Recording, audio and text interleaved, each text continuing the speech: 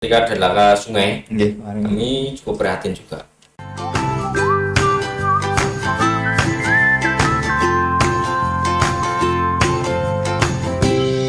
Kak Irawan, kita kan mau ngobrolin tentang yang pertama kita mau ngobrolin tentang sungai gitu kan. Nah, kalau ketemu Kak Irawan itu yang pasti jadi di pemikiran kami atau saya itu kan tentang sungai karena ini sering berkecimpung dengan sungai. Nah, Kak Irawan di kondisi saat ini kira-kira memang kondisi Sungai Sleman yang selama ini sudah kita sengkuyung itu kondisinya seperti apa sih Kak di Kabupaten Sleman?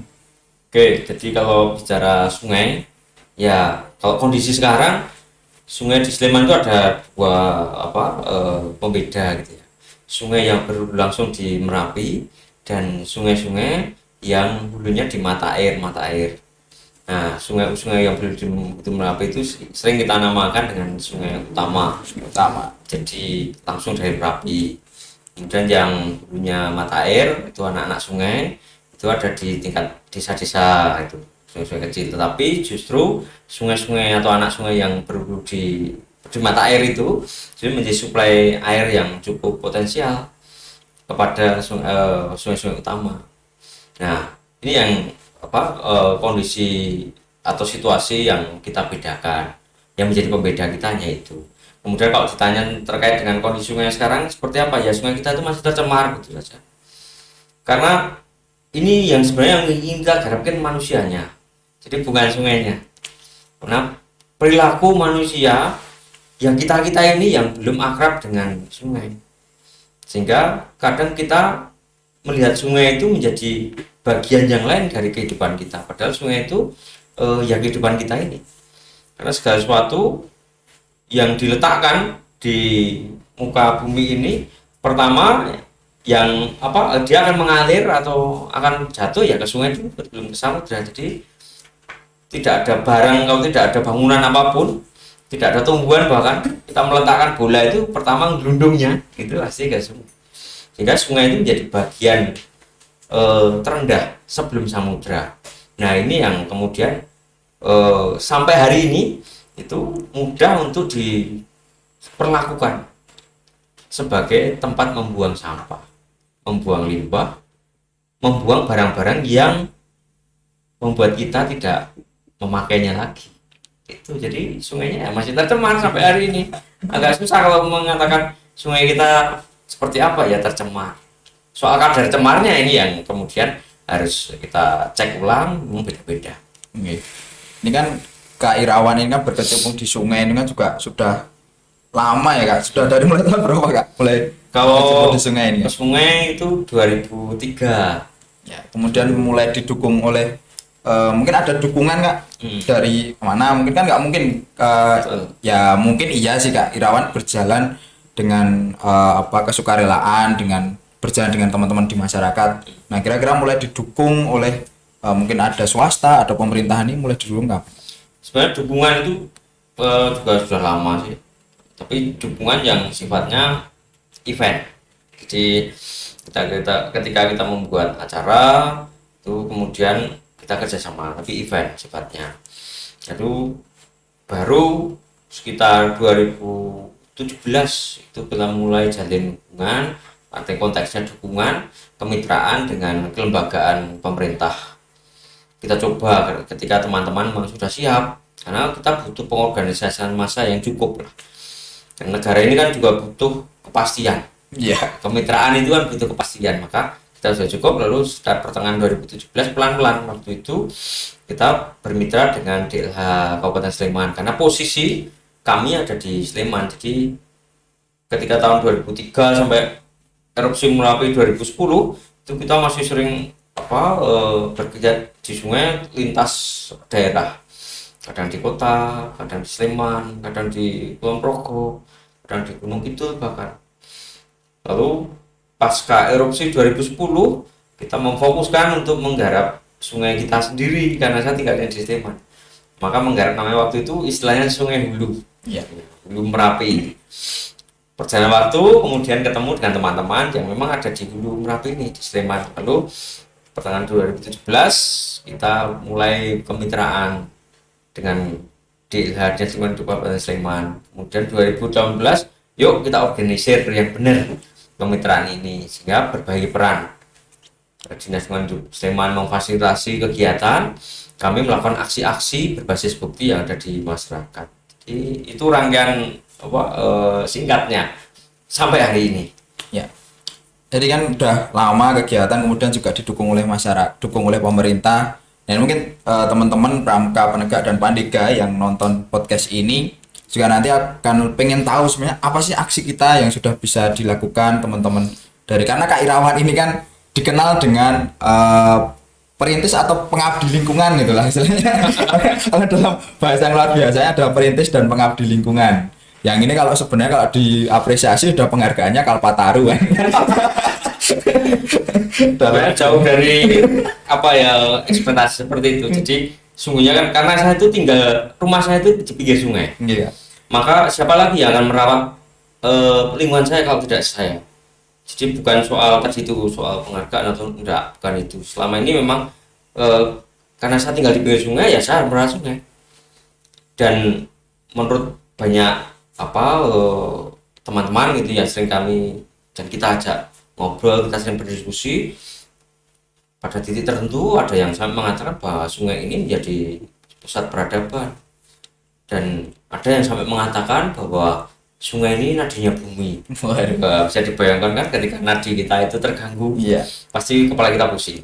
Nah, bisa dibayangkan juga ketika sungai itu tidak berfungsi dengan baik, maka air dari mata itu tidak akan mengalir. Sehingga kalau teman-teman budayawan gitu sering kita ketemu ngobrol ya jagongan warung kopi gitu ya, itu ketika sungai itu tidak mengalir maka peradaban itu juga ikut terhenti. Jadi itulah yang disebut atau diistilahkan oleh teman-teman itu sebagai pusat peradaban, dan artefaknya masih ada sampai hari ini. Hampir semua candi itu di pinggir sungai deh. Oh iya, betul. Nah, itu artinya bahwa dulu sungai ini menjadi sarana transportasi ideal lintas negara, konteksnya lintas kerajaan. Karena sebelum sampai samudra kan lewat sungai dulu. Sekarang sih ada jalan protokol. Dulu era prasejarah kan belum jadi aspal, belum ada jalan tol zaman dulu. belum ada jalan tol. Jadi jalan protokolnya ya sungai itu. Sehingga sungai-sungai besar itu pasti candinya juga gede-gede. Karena di situ simbol peradaban, misalnya Candi Borobudur itu di pinggir kali di sungai Elo, Sungai Elo. Prambanan di Kopa, bahkan Candi Gebang itu kan di pinggir kali Buntung Gebang. Ya karena lewatnya situ, ketika akan ke samudra ya lewat sungai, karena jalannya yang paling gampang kan menggunakan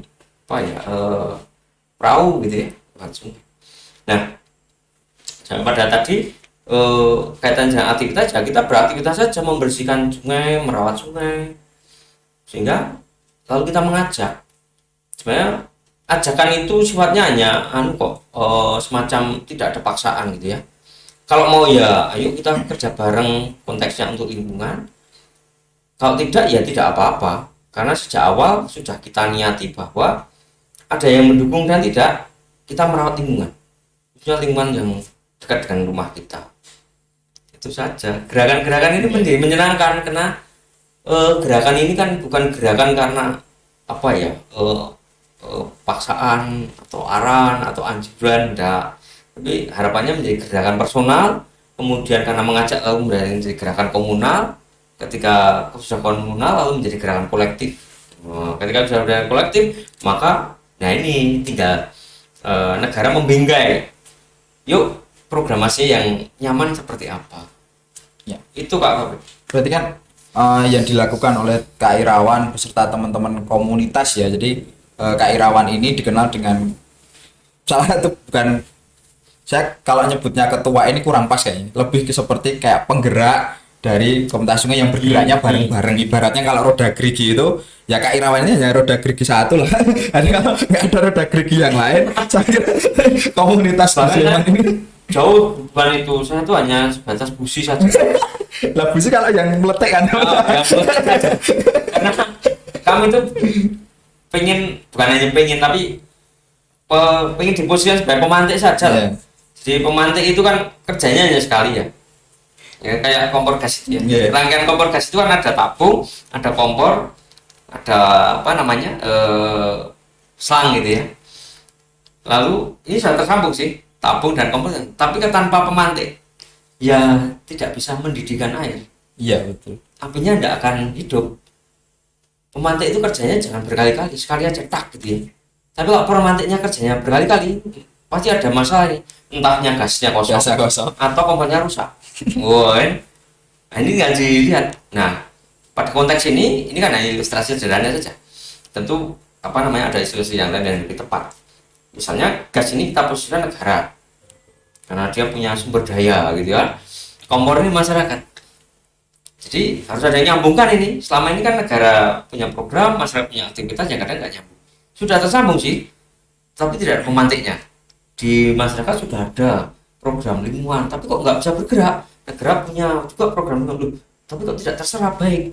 Nah, mungkin butuh pemantik. Nah, pemantik inilah ya kayak kami ini hanya memantik saja. Selebihnya kekuatan masyarakat dengan fasilitasi negara akan menjadi gerakan yang cukup ya simultan gitu ya. Sinergi itu kan kekuatan lebih dari sekedar kerjasama. Oh, ya. Nah ya, kalau hanya kerjasama kan saya dan Mas Taufik, yuk kita ngangkat itu ada apa karung semen gitu ya. Ya udah Mas Taufik kekuatannya satu karung, saya satu karung, maka hanya 2 karung yang bisa terangkat.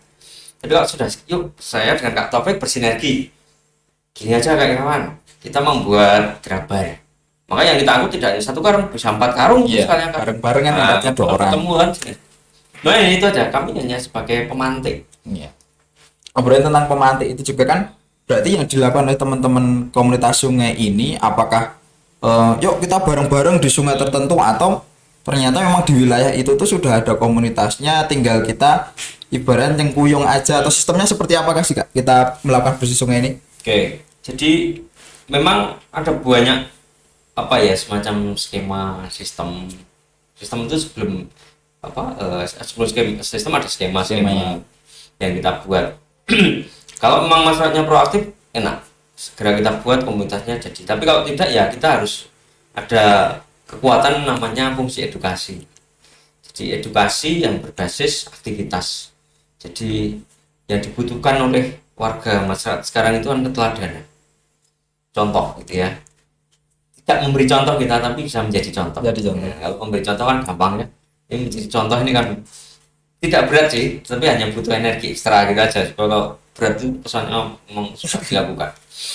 Jadi di satu lokasi ketika di situ ada masyarakatnya tapi belum bergerak, ya kita mencoba mengajak yang lain dari luar. Tetapi masyarakat setempat kita ajak dulu, kita libatkan, tidak usah banyak-banyak, yang mau dulu. Ya minimal 2 orang. Harapannya kenapa 2 orang mereka bisa berdiskusi gitu. Kalau yang 1 orang itu kasihan, nanti dia pusing sedikit sudah agak berat nih. Tapi kalau 2 orang minimal bisa diajak ngobrol. Tidak harus orang kunci, tidak harus pemangku kebijakan di lokasi, tetapi yang mau dulu saja. Kita ajak ngobrol, lalu kita ajak untuk berkegiatan di tempat lain dulu, supaya bisa mereplikasi nanti di tempatnya dia. Kayak gini loh, bersih sungai itu sesederhana yang kita lakukan. Bukan serumit yang kita pikirkan. Jadi orang kan kadang rumitnya karena dipikirkan.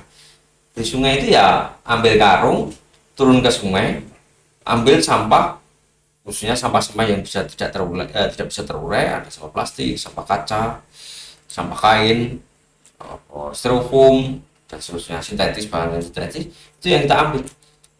Sampai seberapa banyak sih yang diambil? Sebanyak-banyaknya sejauh yang kamu mampu. Jadi kadang orang sekali harapannya sekali bersungai selesai, tidak. Bersungai itu adalah aktivitas, bukan event.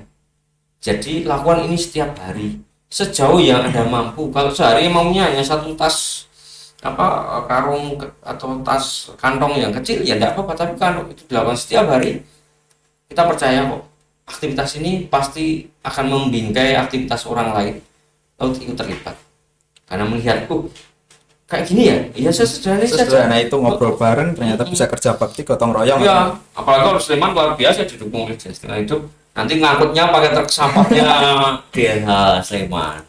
Oh, kan kadang orang bingung terus dikumpulkan tadi diangkut kemana? Bingung. Nah sekarang harus difasilitasi. Sebenarnya itu Kak topik sebenarnya membingkai sebuah gerakan, memulai gerakan. Berarti kan ini Kak Irawan ini kan bersama teman-teman, ya kita lah dengan kita dengan teman masyarakat itu kan fokusnya adalah di hulu, karena Sleman kan ada dulu tadi yang disampaikan, ada tentang mata air, ada dari mata air, kemudian bersumber dari Merapi. Nah, kadang-kadang Sleman ini tuh menjadi seakan-akan kambing hitam. Sungai Sleman ini jadi kambing hitam. Wah, kalau ada sampah di bawah gitu, entah di kota Jogja atau di Bantul, itu kadang-kadang nyalanya ke Sleman nih. Wah, ini dulunya dari Sleman. Nah, kira-kira sebenarnya itu apakah benar seperti itu, atau memang kondisi masyarakat kita di lingkungan sungai itu sebenarnya kayak gimana tuh Kak di Jogja ini khususnya? Ya kalau sudah bicara kayak klaim penghakiman, Klaim penghakiman itu loh Kak. kemudian macam-macam gitu ya. Itu soal persepsi kok. Oh, Jadi ya persepsi kita jelas, persepsi objektif bahwa aliran sungai di DIY ini khususnya di lereng Merapi itu arahnya ke selatan, gitu ya. Ini pasti. Jadi karena mengalir ke selatan, maka yang selatan pasti dapat aliran terakhir. Itu kan persepsi. Dan faktanya memang begitu juga. Tapi soal persepsi sampah, sesungguhnya sumber sampah itu tidak melulu ada di hulu. Di bagian tengah juga ada sumber sampah, di hilir pun ada sumber sampah. Jadi kita harus objektif juga bahwa kantong-kantong sampah itu ada di setiap titik itu, karena sumbernya ada di situ.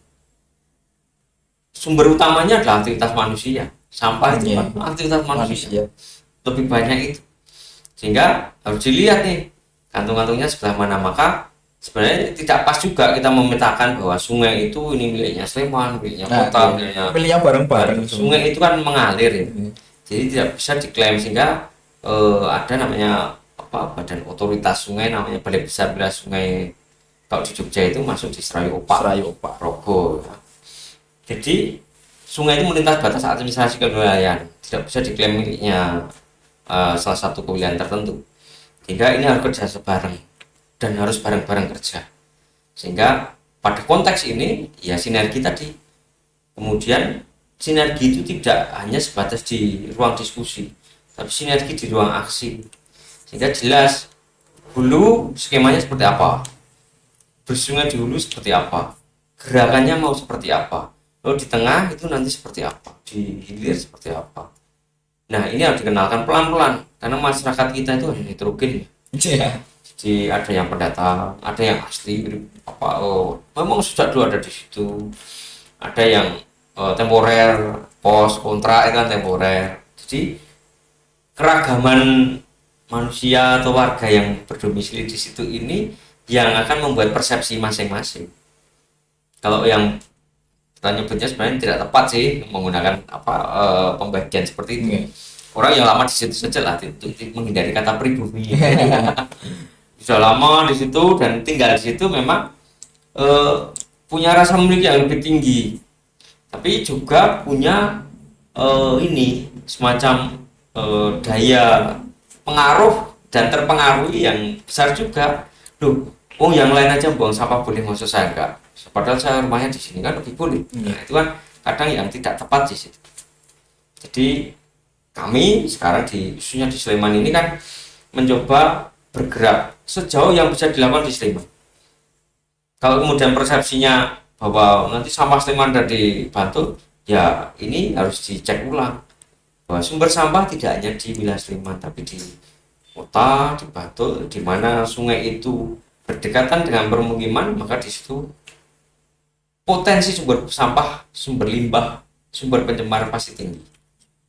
Kan kalau kita berbicara sungai itu kan pasti kita juga oke Kak sambil di minum ya, sambil minum biar santai. Kopinya juga seger. Ya, jadi kalau bicara tentang sungai itu kan juga tidak lain kita bicara dengan kondisi lingkungan gitu loh Kak. Lingkungan kita ini kah kayak kita memperhatikan dalam segi sungai ya. Mungkin Kak Irawan ini kan juga sering bertemu dengan tokoh-tokoh masyarakat, tokoh-tokoh pemerintahan. Nah itu mereka itu ya kita nggak mengatakan tokoh-tokoh pemerintah ya, kita lebih mengatakan tokoh-tokoh masyarakat gitu aja lah. Nggak tahu itu pejabat atau apa gitu kan. Kira perhatian dari tokoh-tokoh itu tentang lingkungan itu apakah sudah benar-benar diperhatikan atau ya istilahnya setengah-setengah atau masih kurang ya? Ini kalau Kak Irawan menilai itu seperti apa Kak? Ya lengkap ya. Apa tokoh masyarakat itu kan ragamnya banyak. Ya, karena kita bahas tokoh masyarakat, kan. Masyarakat. Jadi tidak semua dan belum semua lah, bukan tidak, belum semua concern untuk menggarap apa itu sungai. Karena memang tadi itu sungai itu masih menjadi bagian lain dari aktivitas seseorang. Ilustrasinya begini, tidak semua pegawai kebun binatang itu pecinta binatang. Ya. Tidak semua petugas perpustakaan itu pustakawan. Nah ini sama halnya, tidak semua masyarakat itu cinta terhadap lingkungan. Pada konteks tertentu mungkin ya ini perlu dikenalkan, mencintai lingkungan itu menjadi aktivitas primer mereka, kita semua ini, sehingga kita perlu membuat skema namanya skema kepedulian. Jadi sebenarnya peduli itu ada tingkatannya. Setelah kami bareng-bareng itu terjun ke masyarakat, bergaul dengan teman-teman di pemerintah baik di daerah, pusat atau OPD yang lain, di kelembagaan swasta juga begitu. Ternyata kepedulian itu ada tingkatannya. Jadi ada peduli yang cukup orang melihat sampah lalu lapor. Lapornya tidak lapor ke orang lain tapi lapor ke dunia maya, namanya update status. Nah itu juga termasuk orang peduli. Info cegatan Jogja Kak banyak. Nah, di medsos, ya. Facebook. Itu ada ini sampah bertumpuk, harus disebutkan lokasinya. Mah difoto, juga dibersihin, mah difoto. Tidak menunjukkan apa tuh. Nah itu juga orang peduli. Tapi peduli itu. Nah, dibanding yang cuek enggak biarin kan. Membiarkan. Lalu grade kedua difoto lalu mengajak, yuk kapan kita bersihkan. Itu juga peduli. Ajakan sudah mulai berani mengajak. Perkara terlaksana dan tidak itu perkara belakangan, tapi ajakan ini kekuatan. Karena pasti kalau di medsos lalu komennya macam-macam. Lalu berikutnya tingkatan yang lebih tinggi lagi, diposting, mengajak, lalu mulai menata organisasinya. Tanggal ini yuk kita coba untuk turun langsung ke lokasi itu, kita bersihkan. Kemudian berikutnya setelah mereka membersihkan di posting, kemudian yuk kita laporkan ke kedinasan atau lembaga-lembaga terkait. Lalu berikutnya ada lagi mulai mengorganisir kemitraan. Yuk kita buat kegiatan, yuk buat kelompok, komunitas. Jadi grade-nya cukup banyak. Termasuk ada pengalaman empiris kami, pengalaman empiris itu pengalaman yang di lapangan, nyata praktis gitu ya. Itu ada yang ngomong begini, Mas saya itu tidak berani turun langsung ke sungai untuk membersihkan sampah karena saya itu mudah terserang kutu air. Maka saya tak menyediakan satu jumbo teh panas ya untuk teman-teman yang membersihkan sungai. Nah ini orang ini termasuk orang yang peduli terhadap lingkungan. Jadi jangan sampai nanti justru kita paksakan dia untuk turun ke sungai malah sakit. Sungainya tidak jadi bersih, malah nambah orang sakit. Masalah baru. Justru kita syukuri ada orang yang mau mensupport ini, menyediakan minuman untuk teman-teman yang bersih sungai itu. Nah, inilah skema-skema sederhana yang ada di masyarakat kita, bahwa mengenalkan bersih lingkungan, bersungai khususnya, karena saya bergerak di lini sungai, ada banyak skema yang mungkin baru akan kita temukan setelah kita turun langsung. Saat di atas meja berdiskusi ini mungkin yuk kita buat jadwal, kita turun ke sungai butuh bagor berapa, orangnya berapa. Tapi ketika di lapangan akan ketemu dengan skema-skema baru yang mungkin nanti akan direplikasi di periodisasi berikutnya. Itu skema sederhana. Ya, aksi bersih sungai gitu kan. Kalau Kak Irawan ini kan lebih banyak berkecimpung di warga ya, katakanlah orang-orang dewasa yang sudah menetap di situ. Nah, dari perencanaan aksi tadi, dari mulai bekerja bakti ya, kita nyebutnya kerja bakti ya, kerja bakti bersih sungai. Nah ini mungkin kita mau bicara agak yang lebih sensitif nih Kak. Kita kan dalam 2 tahun terakhir kaitannya dengan sungai, khususnya buat teman-teman pelajar, khususnya di Pramuka ini kan 2019 kita mengingat betul kondisi adik-adik kita di Turi kemarin, dan terakhir ini 2021 kembali kami nggak mengatakan itu pramuka atau apa, karena infonya juga beberapa sudah ada, tapi karena kami tidak tahu betul kondisinya, jadi kami mengatakanlah pelajar MTS di Ciamis juga mengalami kendala yang sama, dan kami juga berduka cita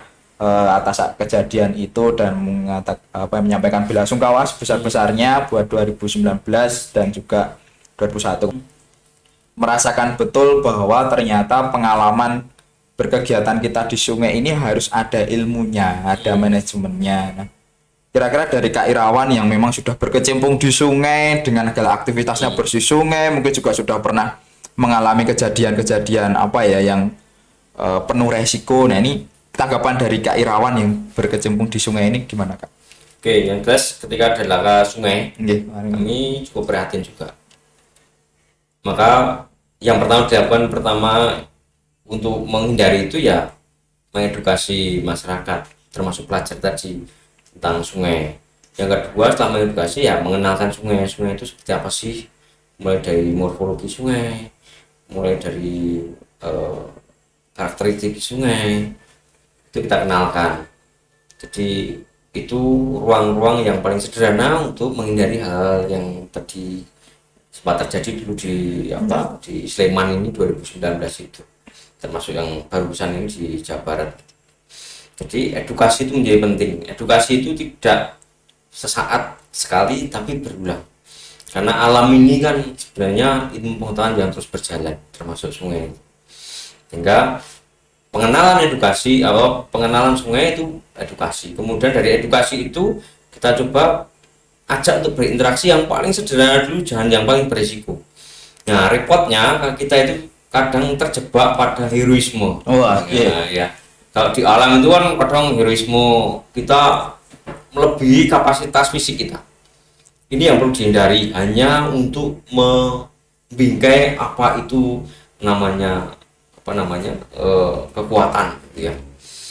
Jadi kadang heroisme inilah yang menjebak atau membuat kita teman-teman yang kemarin mengalami laka itu ya lupa bahwa sungai alam ini punya skemanya sendiri.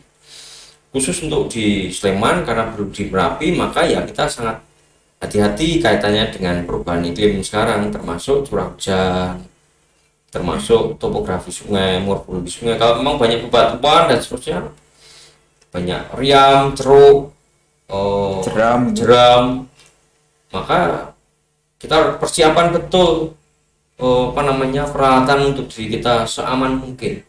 Jangan sampai lalu terjebak pada peralatan yang paling minim, kita memberanikan diri untuk berkegiatan di ruang ekstrim.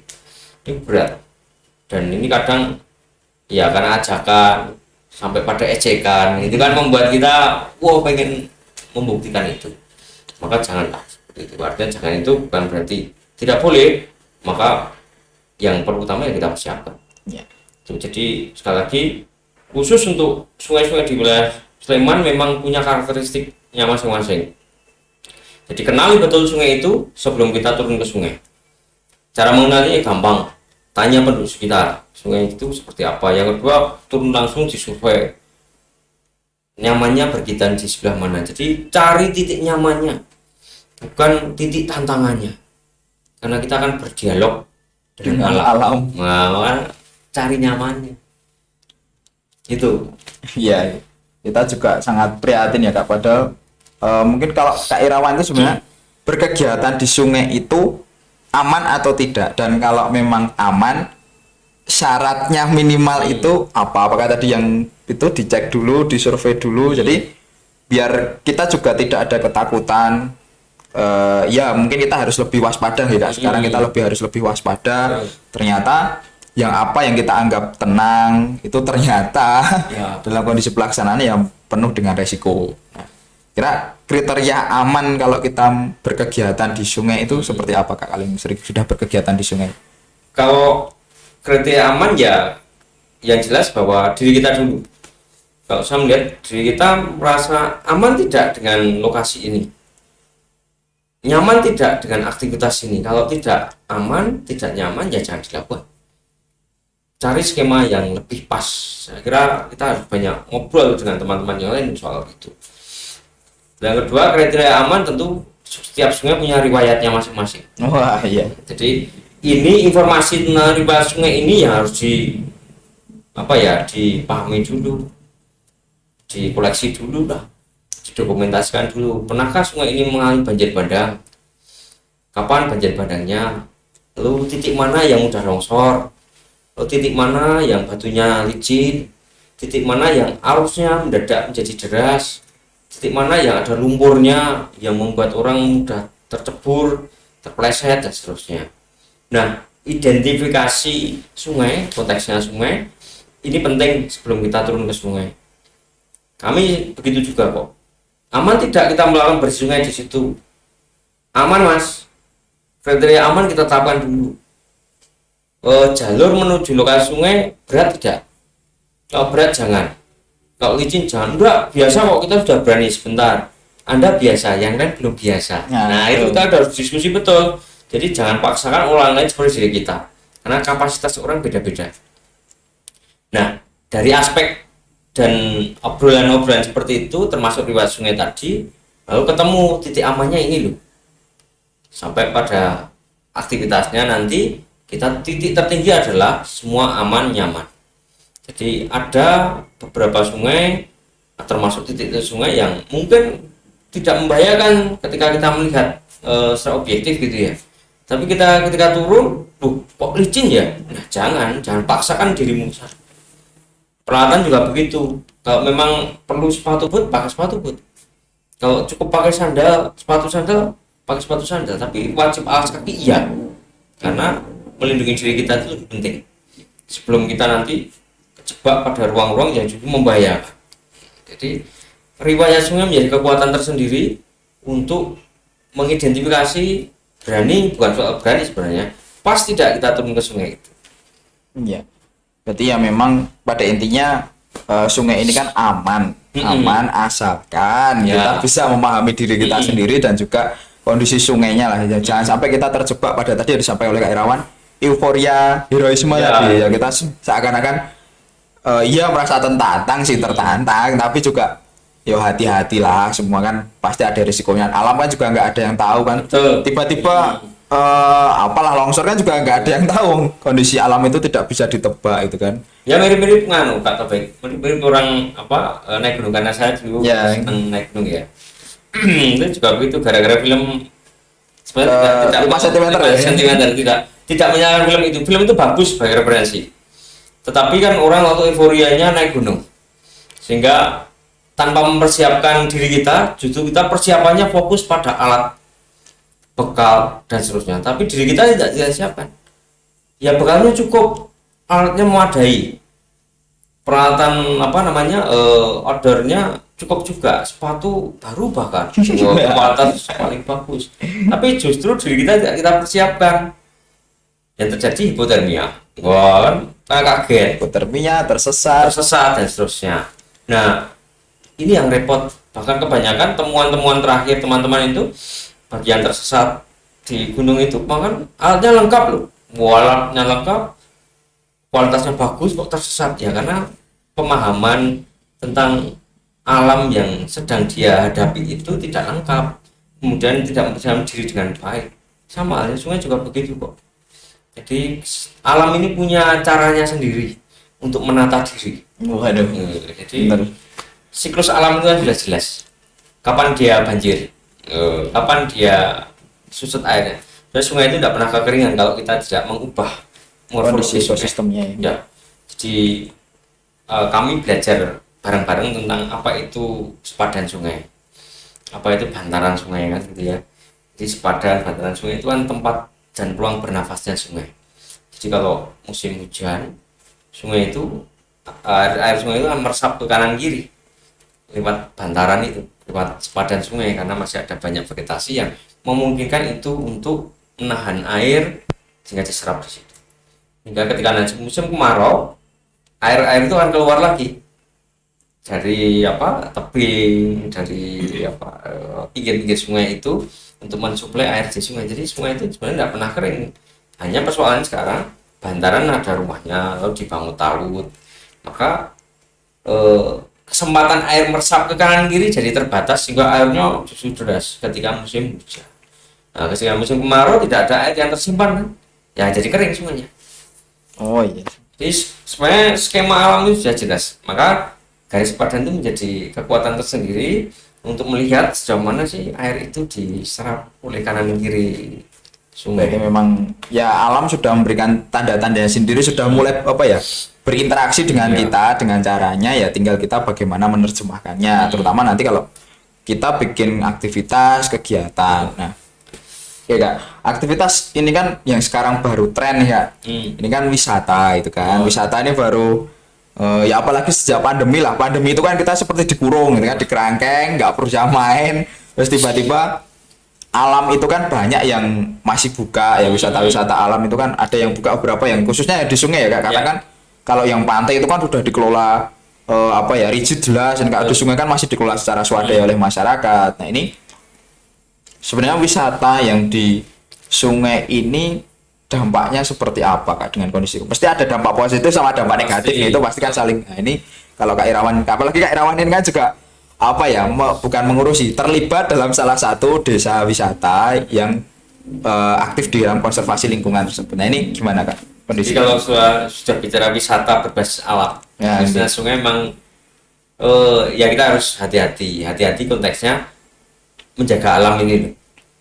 Jadi orang berwisata di sungai atau di alam itu kan pengen melihat asrinya alam, pengen melihat sejuknya udara, pengen melihat gemericiknya air yang alami natural. Nah, hanya persoalannya kan kadang lupa bahwa udara yang bersih, sirkulasi air yang bagus, ruang yang menyenangkan itu karena ada gerakan konservasi. Jadi wisata itu kalau di alam sesungguhnya bonus saja. Justru yang diutamakan itu yuk kita buat gerakan konservasi alam, mulai dari bersih lingkungan, bersih sungai, menjaga udara ini agar tetap terjaga baik. Baru nanti bonusnya orang akan datang ke situ untuk menghirup udara segar, berwisata. Jadi kalau kemudian pengen membuat wisata berbasis alam, garap dulu alamnya. Jangan menggarap, kalau saya sih jangan menggarap wisatawannya dulu. Kami kadang prihatin dengan itu batu sungai yang dicat itu. Bagus sih untuk selfie, tetapi itu merusak ekosistem karena cat itu malah mencemari batu itu, sehingga mencemari airnya juga tercemar. Harusnya itu untuk tumbuhnya lumut di batu, jadi lumutnya terhambat oleh cat itu. Nah, ini kan sudah merusak ekosistem alam sungai itu sendiri. Nah, maka kalau kami dengan teman-teman juga itu lebih utamakan konservasi. Boleh sih wisata, maka harus ditata. Yang kedua, dipikirkan ketika wisata alam khususnya sungai ya dihitung betul daya dukung dan daya tampung lingkungan ini. Kalau memang daya tampungnya itu hanya 100 orang, ya jangan dipaksakan 200 orang. 200 orang atau 100 orang tadi kalau misalnya datangnya naik motor boncengan gitu ya, berarti ada 50 motor. Ya. Emisi karbonnya sudah berapa yang akan mengganggu ekosistem itu. Nggak mungkin kan motor sampai di lokasi dituntun itu nggak mungkin. Pasti dinaiki itu emisinya. Kalau dihitung kan mencemari udara yang sudah bersih di situ. Tapi kalau daya dukungnya memungkinkan sampai ke 50 motor enggak apa-apa. Tapi kalau tidak ya jangan. Kadang orang karena tadi kalau sudah bicara wisatawan bicara retribusi ekonomi, maka ekologinya lupa. Wah, ada yang mau datang, ada 500 orang jadi diterima karena ekonomi. Sementara ekologinya menjadi korban. Getaran kendaraan itu membuat lingkungan terganggu. Salah satunya burung itu kan paling sensitif ya. Iya. Paling sensitif ketika ada getaran lalu pergi. Padahal kita pengennya ke sana mau melihat burung berkicau bebas. Nah, hilang juga. Nah, maka yuk kita ukur betul daya dukung dan tampung ini. Kalau memang daya tampungnya hanya 100 atau 50 kendaraan bermotor misalnya, sepeda motor gitu. Ya ketika ada yang pengen 100 kendaraan ya di stop. Besok lain waktu saja. Jadi dengan alam ini kita harus memang ketat, karena alam itu juga punya tanggung jawab yang luar biasa pada kita, memberikan suplai oksigen yang dahsyat.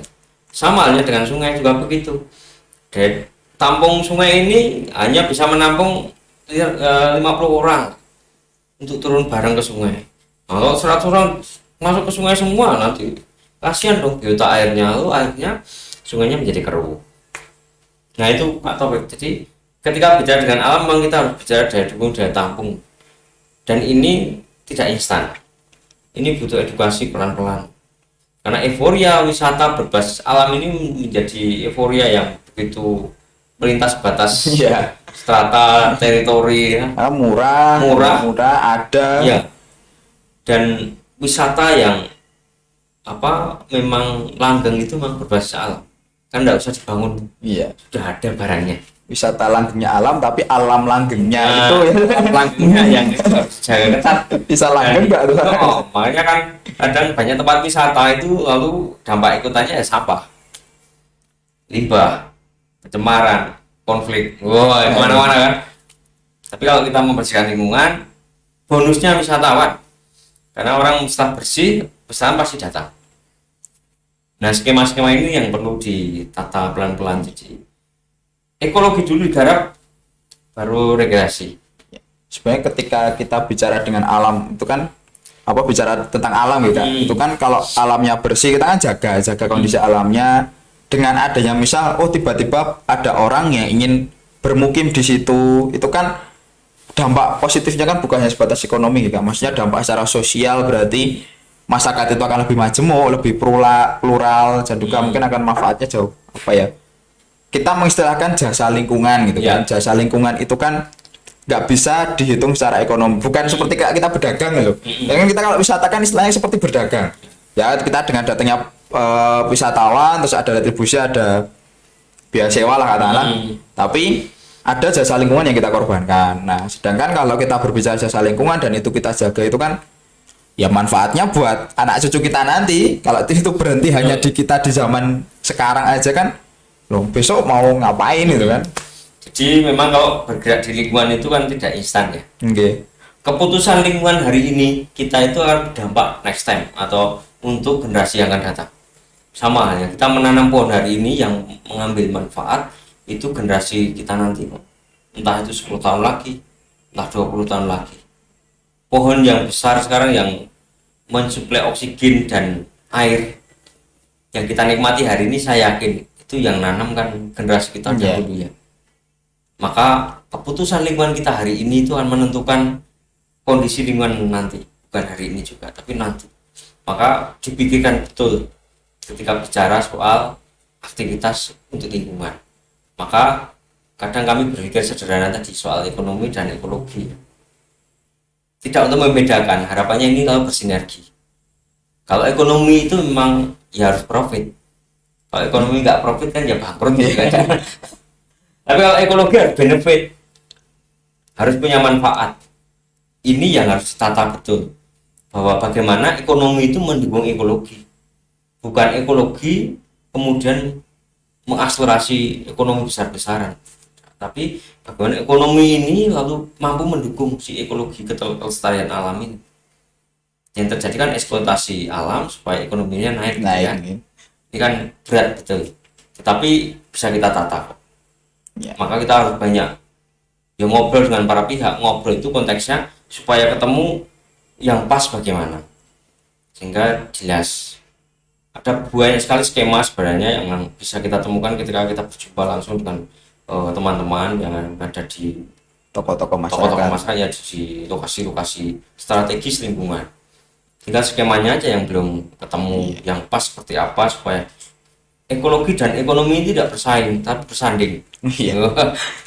Ya ini memang ngobrolnya juga udah lama ini Kak. Mungkin terakhir Kak, kalau saya menanyakan tentang pesan apa ini kayaknya kurang tepat lah. Kita mungkin autokritik buat kita. Ini kaitannya dengan bersinergi dengan lingkungan, khususnya sungai ini. Kalau menurut Kak Irawan seperti apa? Autokritik untuk kita sendiri lah. Ya, kalau ya tentu kita harus banyak. Satu, memang harus banyak berproses dan belajar dari alam itu. Yang kedua, khusus sungai, saya punya semacam tidak tagline tetapi rumusan sederhana saja. bahwa eh, kita tidak perlu melihat taman kota. Saya pun tidak perlu melihat taman kotamu. Tetapi saya cukup melihat sungaimu dan sungai saya, maka saya tahu kok manajemen negara ini seperti apa. Oh, Jadi kalau di sungai itu masih ada sofa bekas, kulkas bekas, kasur ikan, apa mantol yang sudah robek ada di sungai, ya manajemen negara itu masih seperti itu. Jadi sungai itu bisa menjadi simbol manajemen negara. Maka smart city, kalau teman-teman sempat melihat tayangan atau juga pernah ke negara-negara maju gitu ya, sungainya pasti bagus-bagus, sungainya pasti bersih, karena ya sungai itu kan sumber hidup, air itu kan sumber hidup, maka ya harus dihidupi, dihidupkan dan menghidupi bareng-bareng. Nah, kita sekarang punya kesempatan banyak di Sleman ini, kita punya banyak mata air, kita semua punya sungai-sungai yang mengalirkan air, dan ini mampu menjadi sumber hidup kita bareng-bareng sekarang dan nanti. Iya. Oke, luar biasa Kak Irawan. Kemudian aksi terdekat apa ini Kak? Kegiatan aksi kita terdekat? Kalau terdekat ya kita nanti, karena gerakan kami ada banyak gerakan melibatkan anak-anak muda, nanti tanggal 28 Oktober 2021 ini memperingati Hari Sumpah Pemuda, kita akan mengadakan upacara Hari Sumpah Pemuda di sungai, khususnya tepatnya di Sungai Kuning, Sempu, Wedo Martani, Ngemplak, Sleman. Juga ada bersih sungai, kemudian tebar benih ikan lokal, dan penanaman pohon konservasi. Ada di banyak titik, nanti kita tanam juga pohon-pohon konservasi. Itu aksi-aksi sederhana khusus untuk momentum, di samping nanti gerakan-gerakan bersih sungai di banyak tempat. Ya. Karena aksi kita kan bukan seremonial ya Kak. Ya. Ini yang menjadi penting ya. Jadi gerakan kita di sungai ini bukan hanya seremonial selesai di Sumpah Pemuda, Ya. tapi di belakang layar itulah kegiatan untuk bisa sampai ke Sumpah Pemuda itu. Di Sumpah Pemuda itu hanya untuk pemantik. Pemantik aja. Nanti lainnya Selebihnya di belakang layar semua. Tapi gerakan aktual. Oke. Nanti juga di teman-teman Sakakal Pataru juga nanti juga akan bertemu dengan Kak Irawan. Kita ada kegiatan edukasi manajemen resiko di alam terbuka, khususnya di sungai. Nanti juga tetap dengan Kak Irawan juga di Sakakal Pataru. Rencana di bulan November ini Kak. Oh nanti iya. Masih kita atur jadwalnya. Nanti tunggu saja informasinya. Ya, nanti hati-hati kalau bulan November sudah masuk musim hujan ya. Jadi memang harus hati-hati. Dan ini juga melibatkan teman-teman kita yang pelajar juga, tapi khususnya ini SMA dan SMK. Jadi kita memberikan edukasi, dan mungkin juga buat kakak-kakak pembina juga nanti ada beberapa yang kami undang untuk bisa terlibat di sana. Saya kira itu Kak. Terima kasih sudah mampir di podcastnya Sakakal Pataru Sleman, luar biasa. Terima kasih sekali lagi sudah mampir di Sakakal Pataru Sleman. Terima kasih juga ya atas obrolan hari ini. Iya Kak. Menyenangkan. Kita saling curhat, menata sungai, menata lingkungan, dan menata alam. Ya, oke, sampai bertemu Kak.